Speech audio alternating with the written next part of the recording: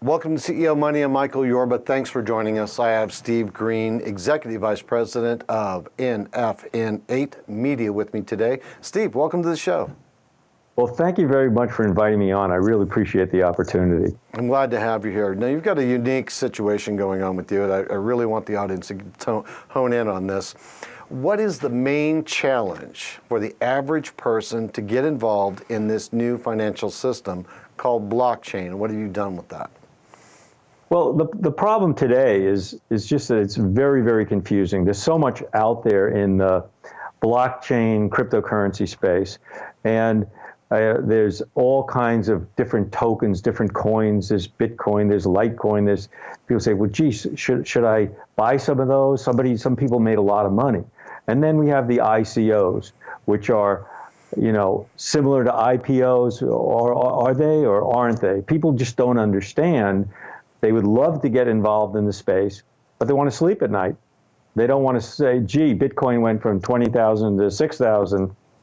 What if I bought it at what time, or what's going to happen to me?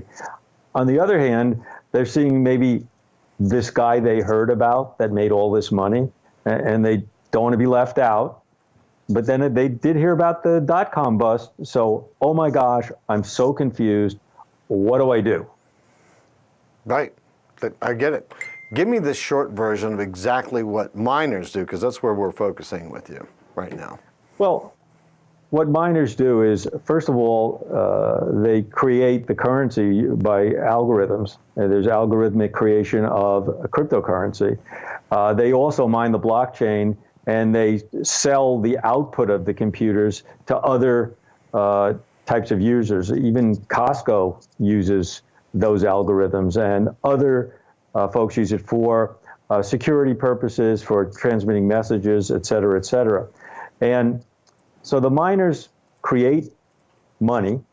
We have machines that manufacture money, and they validate transactions. What that means is every transaction that occurs from the first time a coin is transacted or passed from one person to another, it's validated by every single computer that mines. That way, fraud is impossible, because if every transaction is not validated and the history isn't validated, there's no transaction.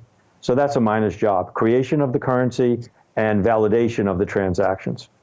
Now, I've heard, and I'd like you to verify this, that mining for the average person really isn't profitable anymore. Can you bring some light to that? Well, I can try. I believe 7 years ago, when the first coin, Bitcoin, was created, it took a couple of hours maybe to make a Bitcoin, and I think they were worth 5 cents. Now, if you had a little computer in your home, your significant other would kill you because they're so loud. The decibel level is so loud, it makes you nuts. And it would take you about 100 years to make one Bitcoin. So it's not profitable for individuals or hobbyists, so to speak. And in many cases, it isn't even profitable for people who think they're professionals, because it's not Bitcoin centric. You don't mine one coin. You have to know what coin to mine, when to mine it, and when to transact it, and when to sell it into the marketplace. So it's a combination of having very effective, efficient machinery, cooling, electricity, purchase at the right price, mining the correct coin at the right time, and knowing exactly when to transact it. That is what makes a successful mining operation. With so much failure out there in this regard, and I've heard several stories to this effect, but how is it that you know how to do it while others are failing? That's a great question. And I like to answer it this way. Everybody knows in their town or their area that one location where the restaurant opens up and it's gone. And the next restaurant opens up and it's gone.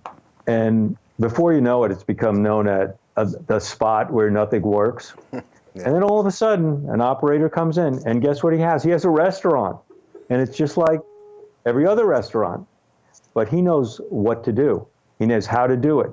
He knows how to manage his costs. He knows how to attract his customers. And guess what? It's the go-to spot in town. And all those other restaurants could have been selling the exact same type of food.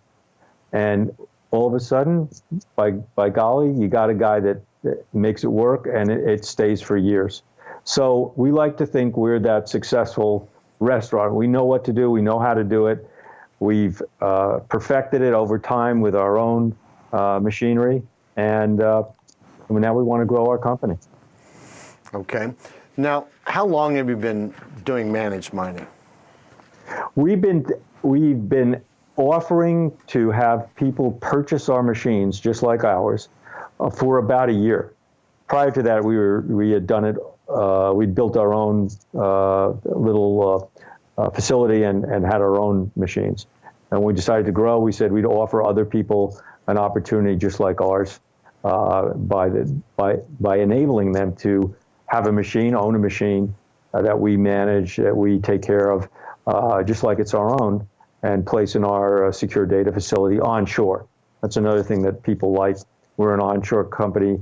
Our facility's in Texas. How would it work if I was to try and say own a piece of your company? How does this work? Okay. First of all, I would say, disclaimer, you can't own a piece of our company. We're not selling a piece of our company. We're not trying to do what's traditionally called an investment.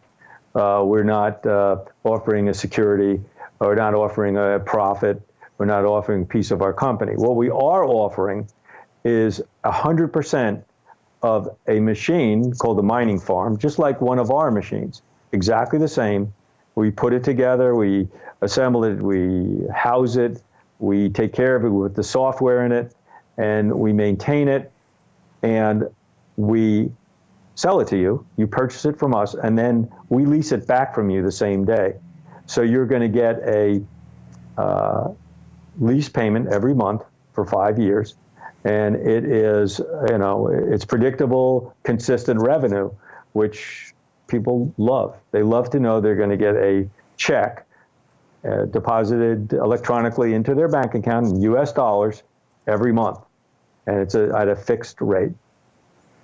And then I'm just connecting the dots here. Then the revenue from the mining operation, which you're guiding, is that a split also? No, it's a straight lease. Okay. You own 100% of the equipment, right? And we're leasing it back from you. So you are not worrying about how successful or unsuccessful we are that day. We're paying your lease based upon the fact that it's it has a monthly payment which is set in the lease. So there's no risk of fluctuation of market prices in this process? No, market price, listen, we were doing this when Bitcoin was 19,000. We're doing it when it's 6,000. It hasn't affected our ability to pay our leases. We paid every month. We've never missed a payment, and we will not miss a payment. I wanted to bring that out. Okay. Can I buy the same equipment for less? Well, yes, of course you can. And also, here's my facetious comment, which I love to do. You can buy a MiG jet on Amazon, I believe it is. I think it's $25 million or something, and it comes in about 30 boxes on your lawn. It's a great deal because I understand they're a lot more expensive. The problem is you got to put it together, and then you got to find a airport to fly it on, and of course you have to know how to fly it. So that's the secret sauce here. It's not the equipment that you can purchase, which you can purchase. And if people ask us when we talk to them, and we don't have a big sales force for anything, we talk to them personally. If anyone's interested, we just tell them, this is the story of how we do it. This is what we do. This is the equipment that we're going to sell you. This is where you can buy it. However, when we buy it, we add some proprietary pieces and parts to it. We have special cooling equipment. We have special heat suckers that take away the heat, keep the chip temperature exactly what it's supposed to be. And we operate it in a way that is very efficient and effective.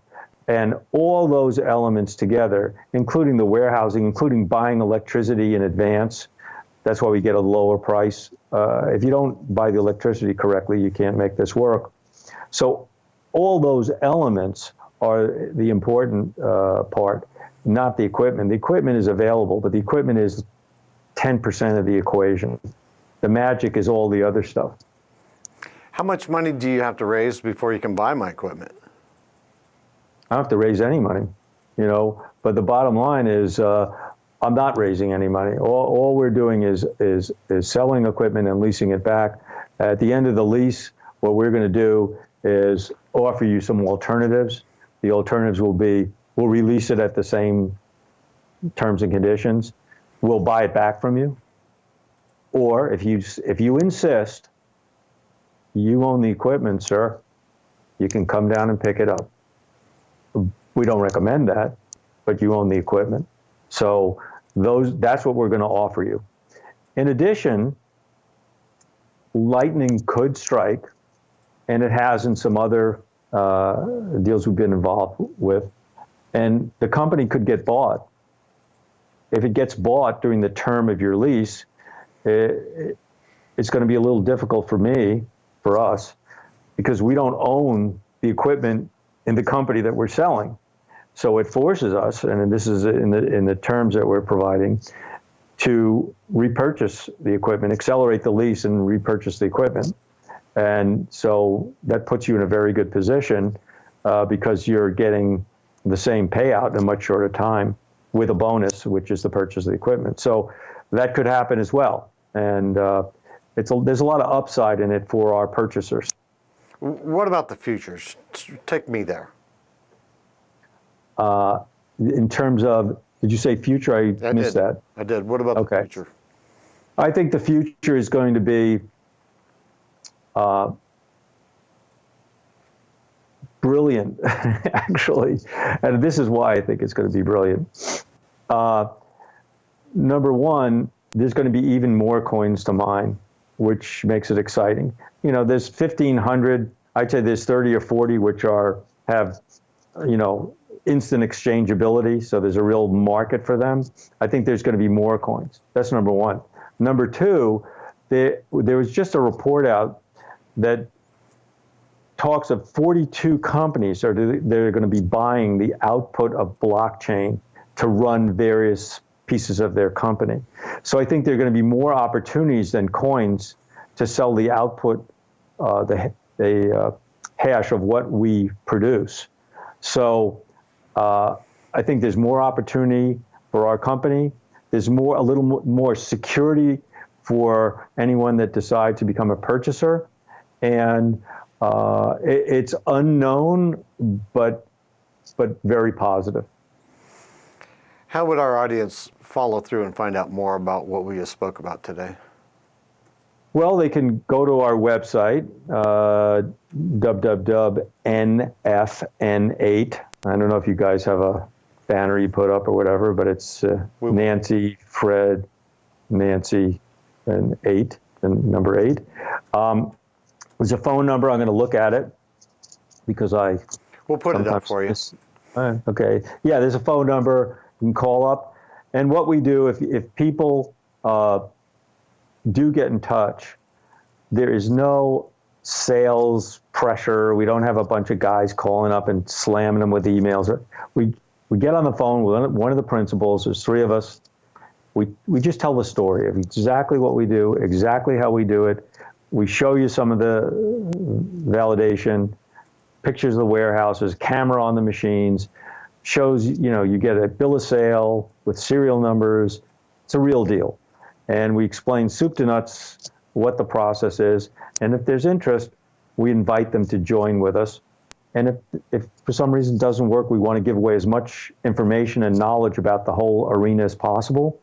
And if you come with us, great. And if you don't, that's fine too, because we have been successful. We're going to continue to be successful. And we're very grateful and blessed and very, very confident. Steve, it's been a pleasure having you on the show. Oh, it's over. I didn't even know we started yet. Anyway, thanks a lot. I really appreciate it. And It's been a lot of fun. Thanks. My pleasure. All right. You've been watching CEO Money with Michael Yorba. Thanks for joining us. Don't forget, like us on Facebook, follow us on Twitter, and subscribe to our YouTube channel.